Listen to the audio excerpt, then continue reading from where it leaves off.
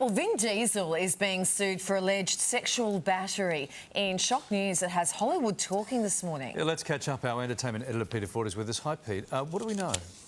Well, we know that a woman called Asta Jonasson, who was employed to be working as Vin Diesel's assistant when they were filming Fast and Furious 5 in Atlanta, Georgia. Now, this was back in 2010, and during that time, she details examples of bad behaviour during the course of that work. But the one thing that she alleges is sexual battery, is an encounter that happened late at night back in the hotel suite. She goes into some graphic detail of how she was helping him supervise a party in which a number of hostesses from a nightclub came back to his apartment, his hotel suite.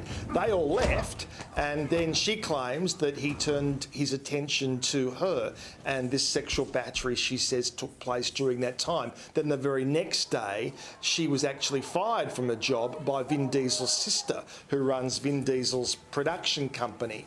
Now, a statement has come out in which this is on behalf of the woman who's making the accusations, and obviously they're sticking to their story. But the interesting part about this is only able to happen now because of the Me Too movement and various changes to legislation that came about because of that activism. Now, one of those things is what they call the Speak Out Act, because people like this woman were employed under NDAs. They signed NDAs, non-disclosure agreements. It's very common when you work for famous people. So that means you cannot publicly talk about anything, even if you're claiming that you were violated in some way. But that has now changed, and victims can now speak out publicly, even though they've signed those agreements, and that's how this is able to happen. So obviously watch, wait and see how this does play out. They are, of course, at this point in time, allegations.